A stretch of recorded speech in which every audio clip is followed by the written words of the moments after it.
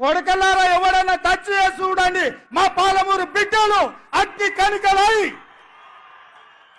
మానవ బాంబులై నా కొడకల్లారా ఎవడన్నా మిగులుతే నేను చూస్తా అనుకుంటూరేమో, తమాషా చేస్తూరేమో.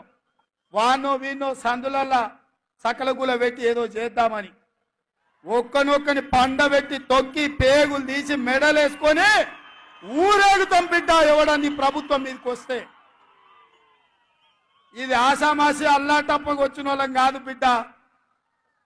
నల్లమల అడవి నుంచి తొక్కుకుంటా ప్రగతి భవన్ లో ఉన్న నిన్ను కంచెలు బద్దలు కొట్టి బజార్లకి ఇచ్చిన బిడ్డను బిడ్డ ఇక్కడి నుంచి వచ్చినోని. ఆ సందర్భంగా రేవంత్ రెడ్డి గారు మాట్లాడిన మాటలు మీరు విన్నారు. నిన్న కూడా రేవంత్ రెడ్డి గారు మహబూబ్ నగర్ లో మాట్లాడిన మాటలు కూడా మీరు వినే ఉంటారు. గత 3 నెలలుగా రేవంత్ రెడ్డి గారు మాట్లాడుతున్న మాటలు మీరు అందరూ కూడా గమనిస్తున్నారు, వింటున్నారు. కానీ నాకైతే నిన్న అర్థం కాలేదు. మహబూబ్ నగర్ లో ఆ భాషా ప్రయోగము, ఆ ఆవేశంతో ఊగిపోవడము, నోటికొచ్చిన మాటలు, అంటే అధికారంలో ఉండి కూడా ఇంత ఫ్రస్ట్రేషన్ ఎందుకో, ఇంత ఆగమాగం ఎందుకైతుండో నాకైతే అర్థమైతలేదు.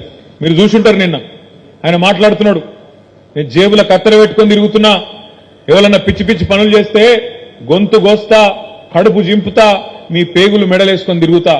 ఇది ఒక ముఖ్యమంత్రి గారు మాట్లాడిన మాటలు. నిన్న మా ప్రభుత్వాన్ని ఏమన్నా చేస్తే మానవ బాంబులు అవుతామని మాట్లాడుతున్నాడు. చాలా విచిత్రంగా అనిపిస్తున్నది నాకు తెలియక అడుగుతా, జేబుల కత్తెరలు పెట్టుకొని ఎవడు తిరుగుతాడే? జేబు దొంగలు తిరుగుతారు.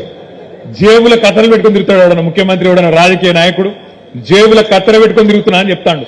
ఇక గసంటోడు మన ముఖ్యమంత్రి, మన కర్మ. మీరు చూడండి, ఆయన మాటలు చూడండి, ఆయన ఫ్రస్ట్రేషన్ చూడండి. సెక్రటేరియట్ లో మాట్లాడతాడు, నేను ఇక్కడ ఏదో ఉంటుంది అనుకొని వచ్చినా, లంకె బిందెలు ఉంటాయి అనుకొని వచ్చిన, ఇక్కడ లంకె బిందెల్లో అన్ని ఖాళీ కుండలు ఉన్నాయని చెప్తుండు. లంకె బిందెల కోసం గడ్డపారలు పట్టుకొని, తటపారలు పట్టుకొని, నెత్తి మీద దుప్పటి కప్పుకొని అర్ధరాత్రి ఎవరు తిరుగుతారు? మరి ఈయన గతంలో ఏం చేస్తున్నారో నాకైతే తెలియదు. కానీ ఈ లంకె బిందెల కథ అయింది, జేబుల కత్తెరల కథ అయింది, అసలు ముఖ్యమంత్రి స్థాయిలో మాట్లాడే మాటలేనా? ఆ ఫ్రస్ట్రేషన్ ఏంది? ఆ ఊగిపోవుడేంది ఆవేశంతో? ఇంకా దిక్కుమాలిన పదం ఏంటంటే మానవ బాంబులు అవుతారట. రేవంత్ రెడ్డి గారికి నేను చేసే విజ్ఞప్తి ఒకటే, మానవ బాంబులు ఇవి అవి కాదు, నీ పక్కనే ఉన్నాయి కాంగ్రెస్ పార్టీల బాంబులు. ఎవరో కాదు నిన్ను కూల్చేది, నీ పక్కనున్న బాంబులే. నల్గొండ బాంబు, ఖమ్మం బాంబు, వాళ్ళే నీ గవర్నమెంట్ మీద వాళ్ళే చేస్తారు. చేసేదంతా మేమేం చేయం. మేము మనస్ఫూర్తి కోరుకుంటున్నాం రేవంత్ రెడ్డి గారు, నువ్వు 5 ఏళ్లు నిక్షేపంలాగా ఉండాలి, 5 ఏళ్లు ఉండాలి. నువ్వు ఇచ్చిన 420 హామీలు అమలు చెయ్యాలనే డిమాండ్ చేస్తున్నాం, చెయ్యాలనే కోరుకుంటున్నాం. ఎందుకంటే ప్రజలకు తెలిసి రావాలి, ప్రజలకు కూడా తెలిసి రావాలి. ఖచ్చితంగా ఎవరు గుర్రమో ఎవరు గాడిదో ప్రజలకు కూడా తెలిసి రావాలి.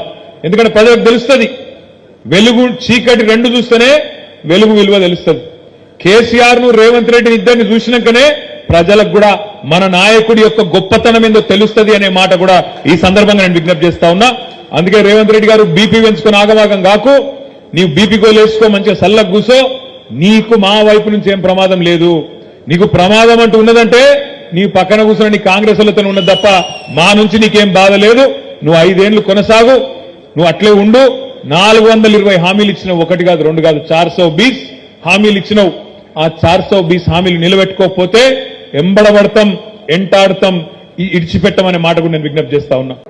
ఇప్పుడు రేవంత్ రెడ్డి గారికి వారి మీద వారికి విశ్వాసం లేదు, వాళ్ళ పార్టీ ఎమ్మెల్యేల మీద వాళ్ళకి విశ్వాసం లేదు. వాళ్ళ మీద వాళ్ళకి విశ్వాసం లేక ఇతరులు దించుతారంట. అంటే మీ కాన్ఫిడెన్స్ మీకు ఉండాలండి. రాజకీయ పక్షాలు అనేక రకాలుగా ప్రయత్నాలు చేస్తుండొచ్చు, మాట్లాడుతుండొచ్చు. కానీ మీ మీద, మీ వాళ్ళ మీద మీకు నమ్మకం లేకపోతే ఎట్లా? దించుతారంట అనేటటువంటి పాట 3 నెలలకే వాళ్ళ మీద వాళ్ళకి విశ్వాసం లేకపోతే దానికి రాజకీయాల్లో ఏక్నాథ్ షిండే అంటున్నారు. వాళ్ళే ఎవరైతారో వాళ్ళ పార్టీలోకి వెళ్ళి ఎవరైనా అవుతారేమో మనకేం తెలుసు, వాళ్ళకి ఎందుకు ఆ భయం ఉందో మనకేం తెలుసు. నిన్న మొన్న రేవంత్ రెడ్డి ఏక్నాథ్ షిండే అన్నారు. అసలు వాళ్ళ మీద వాళ్ళకు కాంగ్రెస్ పార్టీలో ఒకరి మీద ఒకరికి నమ్మకాలు లేవు.